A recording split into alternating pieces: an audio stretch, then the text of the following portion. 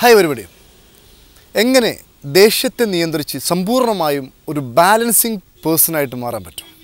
നമുക്കറിയാം, ലോകത്തെ ഏറ്റവും വലിയ ഒരു ദുരന്തമാണ് അമിതമായ ദേഷ്യം, നിയന്ത്രിക്കാൻ കഴിയാത്ത ദേഷ്യം.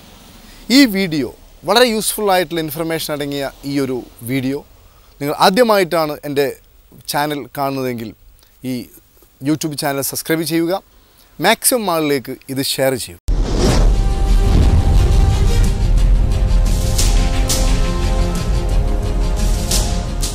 ദേഷ്യമെന്ന് പറഞ്ഞാൽ നമുക്കറിയാം ഒരു വിഷമാണ്. എങ്ങനെ ദേഷ്യത്തെ നമ്മുടെ വരുതിയിൽ കൊണ്ടുവരാം?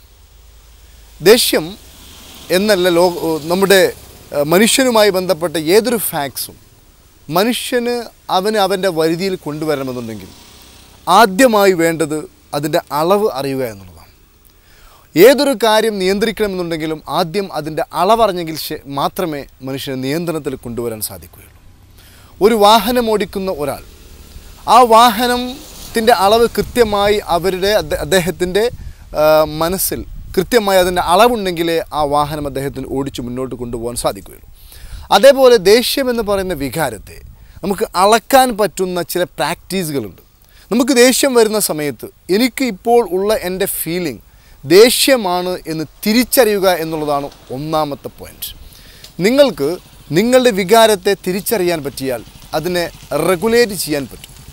ഇപ്പോൾ ഉദാഹരണമായി നമ്മുടെ ഏതെങ്കിലും ഒരു കോൺസിക്വൻസിൽ നമ്മുടെ ബോസുമായിട്ടോ ഭാര്യയുമായിട്ടോ ഭർത്താവുമായിട്ടോ അല്ലെങ്കിൽ കുട്ടികളുമായിട്ടോ അല്ലെങ്കിൽ തൊഴിൽ മേഖലയിലോ ഒക്കെ ഉള്ള ആളുകളുമായിട്ട് നമുക്ക് ഏതെങ്കിലും വിഷയത്തിൽ പിണങ്ങേണ്ടി വരികയോ കശപശ കൂടേണ്ടി വരികയോ ഒക്കെ ചെയ്യുമ്പോൾ നമ്മുടെ ഉള്ളിലുണ്ടാകുന്ന വികാരം ദേഷ്യമായിരിക്കും. ഇത് നമ്മൾ തിരിച്ചറിയുകയും എൻ്റെ ഫീലിംഗ് ഇപ്പോൾ ദേഷ്യമാണെന്ന് തിരിച്ചറിയുകയും ഈ തിരിച്ചറിവ് നമ്മളെ ഇതിനെ റെഗുലേറ്റ് ചെയ്യാൻ സഹായിക്കുകയും ചെയ്യുമെന്നുള്ളതാണ് ഒന്നാമത്തെ പോയിൻറ്റ്. സോ ആദ്യമായി നാം മനസ്സിലാക്കേണ്ടത് തൻ്റെ വികാരത്തെ തിരിച്ചറിയുക, തിരിച്ചറിഞ്ഞതിന് ശേഷം അത് കൂട്ടേണ്ടത് കൂട്ടുകയും കുറയ്ക്കേണ്ടത് കുറയ്ക്കുകയും ചെയ്യുന്ന രൂപത്തിൽ പൂർണ്ണമായും വൈദ്യുതിയിൽ കൊണ്ടുവരാൻ ശ്രമിക്കുക എന്നുള്ളതാണ്. ചില പ്രാക്ടീസുകൾ കൊണ്ട് ചില നിരന്തരമായിട്ടുള്ള ചില പ്രാക്ടിക്കൽ എക്സസൈസ് കൊണ്ട് ഇത് സാധ്യമാണ് എന്നുള്ളതാണ്. രണ്ടാമത്തെ ഫാക്ട്സ്, നമുക്ക് ദേഷ്യം വരുന്ന സമയത്ത് നമ്മുടെ ബോഡിയിലുള്ള കെമിക്കൽ ഒരു പ്രത്യേക തരത്തിലായിരിക്കും. ഉദാഹരണമായിട്ട് നമ്മുടെ ഉള്ളിൽ അഡ്രിനാലിനും അതുപോലെ തന്നെ കോർട്ടിസോളിനൊക്കെ വളരെ ഓവർഫ്ലോ ആയിട്ട് വരുന്ന ഒരു അവസ്ഥയാണ് ദേഷ്യം. അപ്പോൾ ഈ ഒരു സമയത്ത് നമുക്ക് നമ്മുടെ ബോഡിയുടെ ചലനം കൊണ്ട് ബോഡിയുടെ കെമിസ്ട്രി മാറ്റാൻ സാധ്യമാണ്. ഉദാഹരണമായിട്ട് നിൽക്കുന്ന ഒരാളാണ് നിങ്ങളെങ്കിൽ നിങ്ങൾക്ക് നിൽക്കുന്ന സമയത്ത് ദേഷ്യം കത്തിക്കയറുന്നുണ്ടെങ്കിൽ നിങ്ങൾ ഓടുകയോ ഇരിക്കുകയോ അല്ലെങ്കിൽ നിങ്ങളുടെ ബോഡിയുടെ മൂവ്മെൻറ്റ് ഏതെങ്കിലും രൂപത്തിൽ മാറ്റുകയോ ചെയ്യുമ്പോൾ ഡെഫിനറ്റ്ലി നിങ്ങളുടെ ഉള്ളിലുള്ള കെമിസ്ട്രിക്ക് മാറ്റം വരികയും ദേഷ്യത്തിൻ്റെ വേവ്സിന് മാറ്റം വരികയും ചെയ്യും എന്നുള്ളതാണ്. അപ്പോൾ സ്വാഭാവികമായിട്ടും നിൽക്കുന്ന ഒരാളാണെങ്കിൽ ഇരിക്കുകയോ അതല്ലെങ്കിൽ ഓടുകയോ ചെയ്ത് അവരുടെ ഉള്ളിലുള്ള കെമിസ്ട്രി മാറ്റുക എന്നുള്ളത് വളരെ പ്രധാനപ്പെട്ട ഒരു ഫാക്ട്സാണ്. മൂന്നാമതായി നമ്മൾ ചെയ്യേണ്ടത്, ഇതൊക്കെ ചെയ്തതിന് ശേഷം നമുക്ക് നമ്മുടെ വരുതിയെ നമ്മളെ പൂർണ്ണമായിട്ട് കൊണ്ടുവരാനുള്ള മൂന്നാമത്തെ ടെക്നിക്ക് എന്ന് പറഞ്ഞാൽ നമുക്ക് ഒരു 5-8 തവണ ഒരു സ്വസ്ഥമായ സ്ഥലത്തിരുന്നു കൊണ്ട് ഒരു ബ്രീത്ത് എടുത്ത് വിടാവുന്നതാണ്.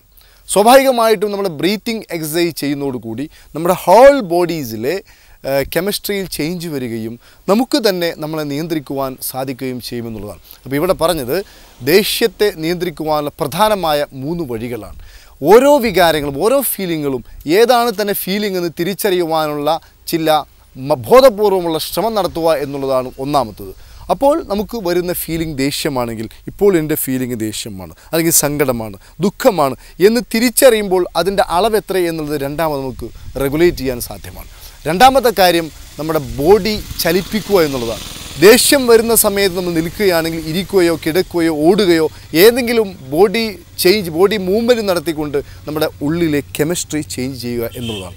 മൂന്നാമത്തെ ഫാക്ട്സ് എന്ന് പറഞ്ഞാൽ ഒരു 5-8 തവണ നമ്മൾ സുദീർഘമായി ബ്രീത്ത് എടുത്ത് വിടുകയും ചെയ്യുന്നതോടുകൂടി സ്വാഭാവികമായിട്ടും ഒരു ദേഷ്യം നമ്മുടെ വരുതിയിൽ വരുമെന്നുള്ളതാണ്. ഓർക്കുക, ദേഷ്യം കൊണ്ട് നമ്മൾ എടുക്കുന്ന ചില തീരുമാനങ്ങളും ചില വാക്കുകളും ഒരുപക്ഷെ നമ്മുടെ ജീവിതം തന്നെ മാറ്റിമറിച്ചേക്കാം. ഒരുപാട് ആളുകൾ, എനിക്ക് തന്നെ പരിചയമുള്ള ഒരുപാട് ആളുകൾ ദേഷ്യം പിടിച്ച് ബോസിനോട് സംസാരിക്കുകയും മേശപ്പുറത്ത് അടിക്കുകയും ചെയ്ത് അതോടുകൂടി ജോലി പോവുകയും മറ്റൊരു ജോലി കണ്ടെത്താൻ പ്രയാസപ്പെടുകയും ചെയ്ത ഒരുപാട് അനുഭവങ്ങളുണ്ട്. സോ ഇത്തരത്തിലുള്ള ടെക്നിക്കുകളിലൂടെ, മെഡിറ്റേഷനുകളിലൂടെ ഒക്കെ ദേഷ്യത്തെ വരുതിയിൽ കൊണ്ടുവന്ന് ഒരു ബാലൻസ്ഡ് പീപ്പിൾ ആവാൻ നമ്മൾ ശ്രമിക്കുക.